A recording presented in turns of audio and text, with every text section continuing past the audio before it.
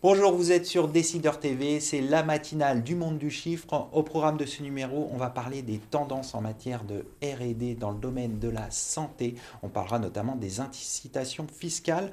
On va parler également de l'association entre EBP et Dext. Et enfin, télétravail, la révolution du home office, c'est l'objet d'un ouvrage dont on parlera dans quelques instants. Pour débuter cette émission, j'ai le plaisir de recevoir Guillaume Marteneau, associé chez KPMG Avocats, également responsable du département fiscalité de l'innovation. Guillaume, bonjour. Bonjour. Alors, vous venez de faire une étude sur les tendances de la R&D dans le domaine de la santé et notamment les incitations fiscales. Quels sont les principaux enseignements de cette étude? Bonjour. Tout à fait. Donc, la France est le pays qui consacre la plus grande part de son produit intérieur brut au soutien de la R&D privée, avec 0,29% de son PIB. À titre de comparaison, la Grande-Bretagne consacre 0,25%, l'Allemagne consacre 0,18%, la Belgique 0,24% et les États-Unis, le grand rival américain, 0,09% de leur PIB. Avec le crédit d'impôt recherche, la France s'est dotée d'un mécanisme fiscal parmi les plus incitatifs au monde. Le secteur de la health tech est particulièrement concerné dans la mesure où 91% des sociétés de la health tech française bénéficient du crédit d'impôt recherche. Un autre apport très important de cette étude a été la mise en lumière de la très grande variété des mécanismes fiscaux disponibles au soutien de la recherche. Quelle est la position de la France en Europe et dans le monde en matière d'innovation dans le domaine de la santé? Alors, l'Europe est la première région au monde en volume de dépenses R&D engagées dans le secteur de la santé. Au sein de l'Europe, la France fait partie des acteurs principaux, avec le Royaume-Uni, pour faire simple. Toutefois, la France doit maintenir cette politique ambitieuse d'attractivité en attirant les innovations de demain et en produisant les innovations de demain sur son territoire, afin de devenir la première nation européenne en matière d'innovation et en matière de souveraineté dans le secteur de la santé. Au niveau international, au niveau mondial, le top reste l'Eldorado reste le hub de Boston, c'est incontestable. Toutefois, la France a des atouts, l'excellence de sa recherche, sa politique fiscale incitative devrait lui permettre, dans un futur plus ou moins long, de rivaliser avec son grand rival et géant américain. Après, le chemin reste encore long. Aujourd'hui, la health tech en France, c'est 50 000 emplois directs ou indirects. À horizon 2030, l'objectif est de 180 000. Mais la principale faiblesse du secteur reste l'accès au financement. J'en veux pour preuve qu'aujourd'hui, pour une même aire thérapeutique, la capitalisation boursière d'une société française est en moyenne 4 à 5 fois inférieure à celle de son homologue américain. C'est ici qu'est le principal challenge de la health tech dans les prochaines années. Alors dans l'étude, vous avez un focus sur les incitations fiscales en matière de R&D dans le domaine de la santé. Pouvez-vous en parler, les évoquer? Bien sûr, alors l'arsenal des mécanismes disponibles est très varié. Le dispositif phare, j'allais dire connu dans le monde entier, j'exagère peut-être un peu, mais pas loin, reste le couple crédit d'impôt recherche, crédit d'impôt innovation. Ces crédits d'impôt sont très généreux et constituent de véritables subventions publiques dans la mesure où, in fine, ils sont, quoi qu'il arrive, remboursés à la société innovante. Ensuite, pour les entreprises récemment créées, celles-ci plébiscitent le statut de la jeune entreprise innovante, qui leur permet de bénéficier à la fois d'exonération fiscale et d'exonération de cotisations sociales. Ensuite, il existe de nombreux dispositifs, comme par exemple l'IP Box à la française, la possibilité de bénéficier de subventions, la possibilité de bénéficier de prêts, des mécanismes d'amortissement accéléré, etc., etc. Peut-être juste un mot sur le dernier né, ou j'allais dire plutôt le dernier à naître, le crédit d'impôt pour la recherche collaborative, dit CICO. Celui-ci devrait voir le jour dans le cadre de l'adoption de la loi de finances pour 2022. Il viendra renforcer l'arsenal des mécanismes déjà existants et devrait profiter pleinement au secteur de la santé dans lequel les partenariats privés-publics sont très très importants. J'en veux pour preuve que 52% des sociétés de la health tech française aujourd'hui sont issues de la recherche publique. Pour terminer, quelles sont les perspectives de développement dans ce domaine de R&D, dans le domaine de la santé ? Alors, la tendance majeure est sans contexte la révolution de l'e-santé. Le marché est en pleine expansion, les besoins sont énormes. Donc, tout ce qui est télémédecine. Exactement. Après, la health tech n'est pas en reste et on devrait observer la poursuite, voire l'accélération de l'édition génomique ainsi que l'utilisation du microbiome pour les thérapies de remplacement.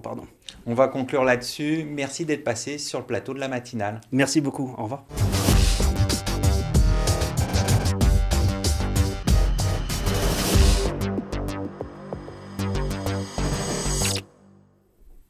Vous êtes toujours sur Décideur TV, c'est la matinale du monde du chiffre et je suis en compagnie de Jasmine Deronce, directrice marketing et communication d'EBP Informatique pour évoquer l'association entre EBP et Dext. Jasmine, bonjour. Bonjour.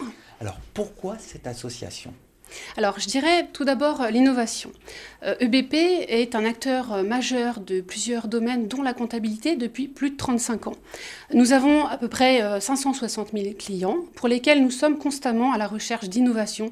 Nous cherchons à leur proposer des solutions toujours plus modernes. C'est le cas, par exemple, avec notre offre SaaS Cloud, toujours plus performante. C'est le cas avec nos solutions de comptabilité, pour lesquelles nous ajoutons régulièrement et constamment de nouvelles fonctionnalités pour être toujours plus performants et permettre à nos clients finalement de gagner du temps sur des tâches chronophages, d'automatiser des process chronophages qui leur font perdre beaucoup de temps. Je dirais aussi finalement que la crise sanitaire, avec l'essor du télétravail, en fait, on voit grandir chez les entreprises le besoin de dématérialiser leurs process et leurs factures. Enfin, on le sait, 2024, la facture électronique, l'obligation d'adopter la facture électronique. Donc finalement, pour toutes ces raisons, qui sont finalement évidentes, on s'est associé à Dext. Finalement, pour prendre ce tournant digital et anticiper ce tournant digital et permettre à nos clients d'adopter dès à présent la dématérialisation des documents, des factures d'achat. Voilà. Concrètement, que va apporter ce rapprochement ?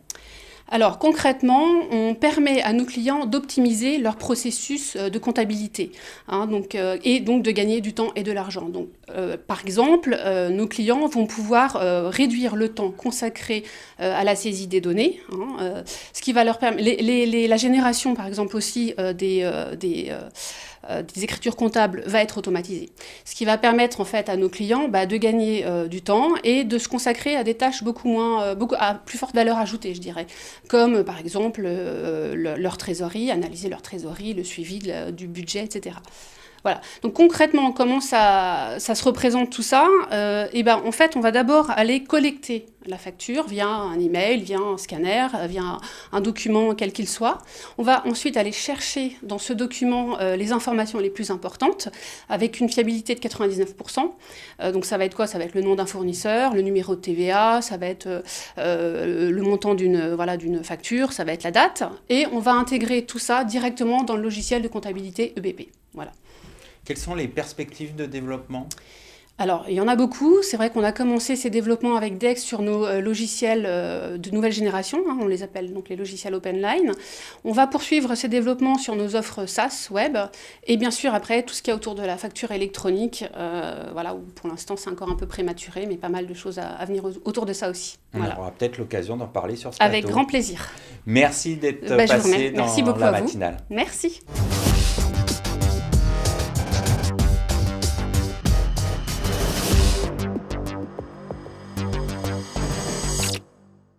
Vous êtes toujours dans la matinale, on va parler de l'ouvrage Télétravail, la révolution du home office avec son co-auteur Pascal Leroy.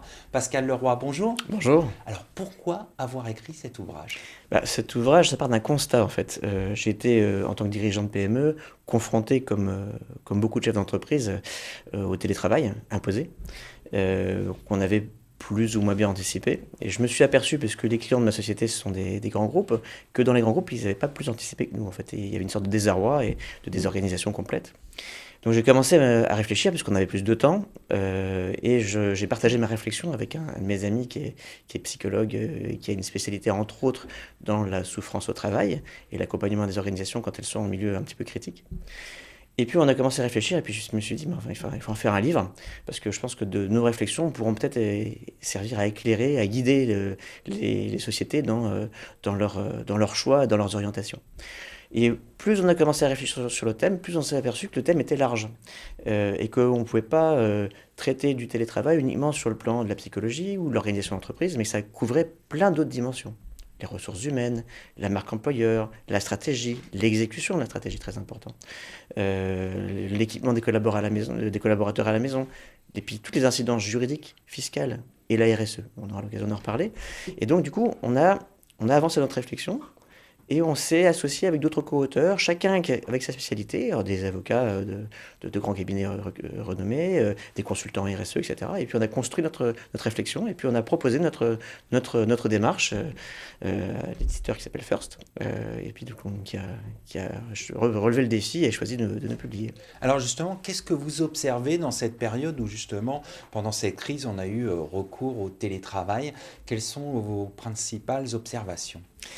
Alors, d'une part, le télétravail n'avait pas été suffisamment anticipé. Et je pense que, principalement pour les dirigeants d'entreprise, ils n'avaient pas compris la dimension stratégique du télétravail.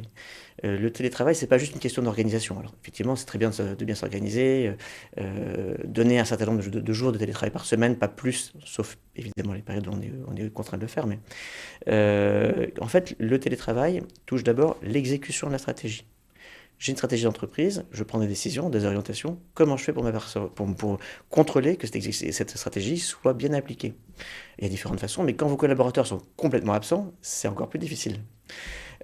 Ensuite, il y a eu toute une partie, tout un volet sur les ressources humaines. Et en fait, il y a une partie, à mon avis, un sens vraiment important à donner à ce qu'on fait au niveau ressources humaines pour préserver sa marque employeur et montrer aux collaborateurs qui font toujours partie de l'équipe. Conserver le lien qui unit l'employeur et ses salariés. C'est primordial. C'est primordial parce qu'en fait, une entreprise, finalement, c'est une personne morale. Une personne morale, elle a une existence en tant que telle, c'est une personne juridique, etc. Je vous apprends rien, mais elle doit avoir une consistance, c'est une contrepartie matérielle. Si vous avez dit, vous êtes aujourd'hui, vous faites partie de telle société, mais que vous êtes chez vous et vous tournez un peu en rond et vous avez juste un ordinateur, non, il faut quand même des choses qui montrent votre appartenance au groupe pour pouvoir vous approprier ses valeurs, ses objectifs, sa stratégie, ses codes, etc. Puis accepter aussi qu'on vous dise, vos orientations dans votre travail, qu'on vous donne des orientations dans le travail, qu'on vous fasse éventuellement des remarques favorables ou parfois peut-être moins agréables, et bien il faut, on m'a une pesant raison de me dire ça ou ça parce que effectivement je devrais me réorienter. Ça, pour l'accepter, il faut se sentir faire partie d'une société. Et donc il y a plein de signes matériels, entre autres, qui doivent permettre de guider le collaborateur et lui montrer qu'il est toujours partie d'une équipe. Alors on a beaucoup parlé des avantages du télétravail pendant cette crise, le fait d'être plus libre dans l'organisation de son travail, le fait de pouvoir mieux concilier vie professionnelle et vie privée, mais quels peuvent être les risques? Alors vous avez tout à fait raison sur les avantages, c'est complètement indéniable. Pour moi, le principal risque pour les télétravailleurs, c'est de perdre le fil. C'est très pratique d'être un jour ou deux de télétravail par semaine, mais il y a deux biais si vous voulez. Le premier biais, c'est le biais le plus connu, on parle du burn-out. Et les personnes en télétravail font moins la différence entre vie personnelle et vie professionnelle, ont tendance un petit peu à être plus respecter ce qu'on appelle les rythmes circadiens, donc travailler de nuit, dormir le jour, etc. Alors surtout si on n'a pas d'enfants, c'est encore plus facile. ou travailler de façon excessive. Ça, c'est le premier biais. Donc d'aller vers une forme pas de burn-out, mais au moins de travail excessif. Le deuxième biais qu'on voit et qu'on constate à tous les niveaux, c'est que vous avez des collaborateurs qui perdent le flux, qui perdent l'influx nerveux et le lien avec l'entreprise. Alors c'est très bien d'entrecouper sa journée de travail de lessive, de balade du chien, etc. Mais concrètement, au bout d'un moment, on n'a plus les stimuli qu'on a naturellement en entreprise. Et du coup, on peut prendre une certaine distance par rapport à son travail et s'en désintéresser. Et là, il y a vraiment un gros risque pour l'entreprise et aussi pour soi dans sa carrière. Peut-être pour terminer, comment les chefs d'entreprise peuvent essayer justement de garder ce lien avec leurs salariés? Quelques conseils pratiques. Alors, le maître mot, c'est communiquer. Communiquer. Ça, c'est vraiment le truc le plus important. Et d'ailleurs, aussi bien pour les chefs d'entreprise que pour les collaborateurs. Il faut garder son contact avec ses équipes, ses managers, et que les managers gardent contact au maximum avec leurs collaborateurs. Donc, il faut faire des points réguliers, il faut avoir des personnes dédiées pour suivre les équipes, pour s'assurer que tout se passe bien, que ce soit fluide. Et il faut que le manager puisse s'assurer donc, que sa stratégie soit bien appliquée, que le travail qui est effectué par les collaborateurs, parce qu'un des problèmes, c'est que les collaborateurs ont tendance à s'auto-missionner, et on le voit tous, et faire des choses qui sont peut-être très utiles, le pensent-ils, dans leur poste, mais en fait ne le sont pas forcément et qui ne correspondent pas au but de l'entreprise. Donc il ne faut pas perdre la cohérence de l'entreprise. Ça, c'est le plus important. Donc communiquer, suivre l'exécution. Eh bien, on va terminer là-dessus. Merci Pascal Leroy d'être venu sur notre plateau. Merci à vous. Merci à toutes et à tous pour votre fidélité. Je vous donne rendez-vous très prochainement sur Décideur TV pour un nouveau numéro de la matinale.